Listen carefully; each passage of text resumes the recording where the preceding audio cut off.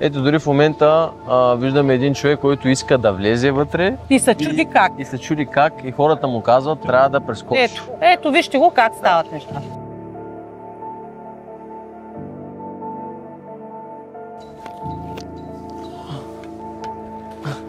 Сигурно се чудите къде съм и защо трябва да влизам по този начин в това училище. Сега ще ви обясня.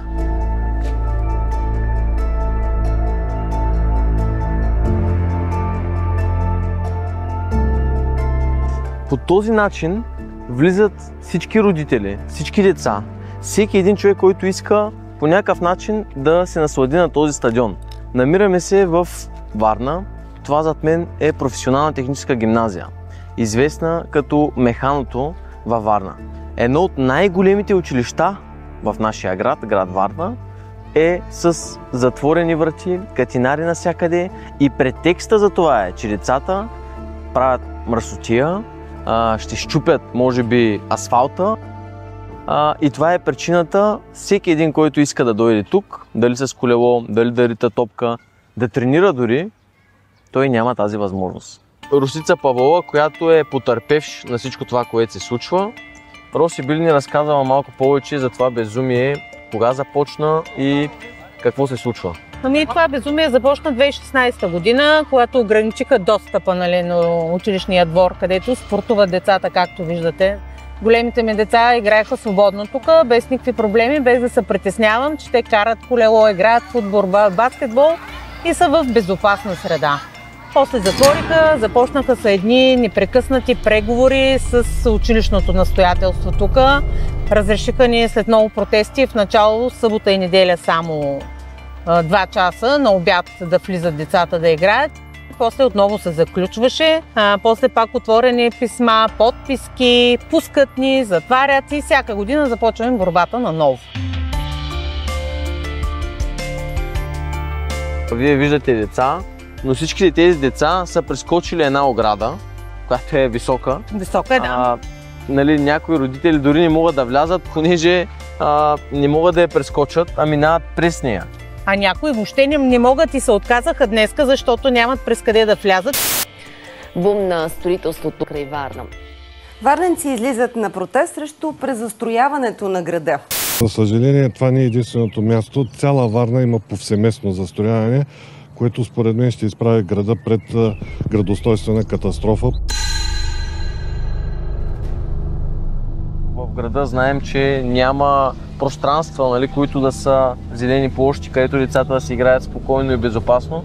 Кой има интерес от това място да бъде заключено и никой да не си играе тук? И ние не можем да си го обясним. Това трябва да е човек, който няма деца, не иска бъдеще за нашите деца да останат тук, искат въобще да ни няма. Аз имах една такава ситуация миналата година. Моето дете беше на 6 години тогава и понеже няма къде да играе, тук беше и на една детска площадка.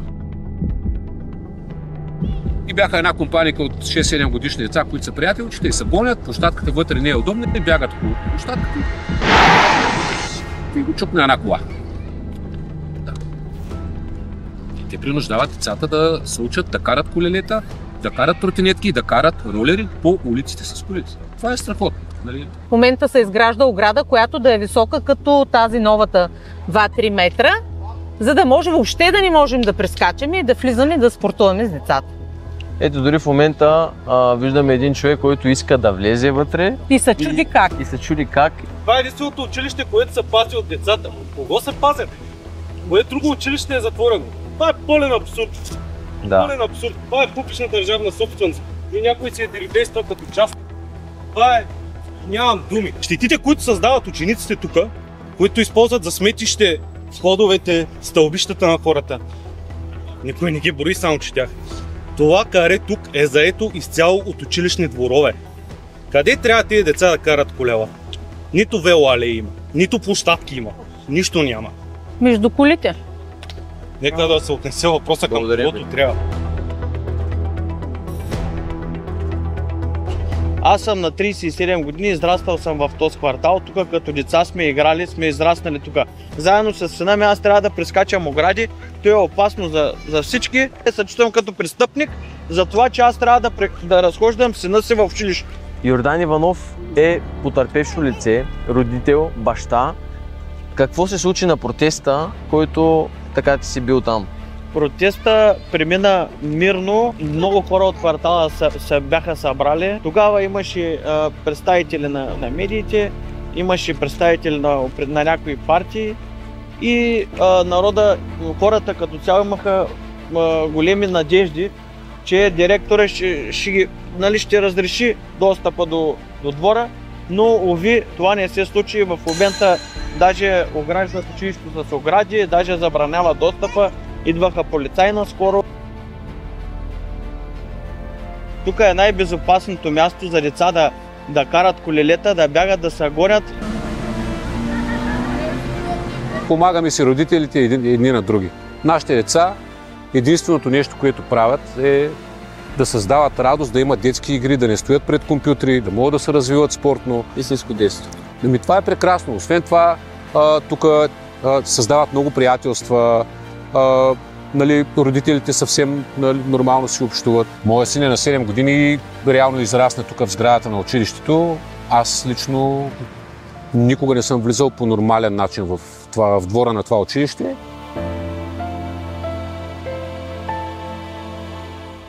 И тук започвам да се чудя, да гледаме кое е законно или кое е морално и кое е правилно за нас като общество и за нашите деца.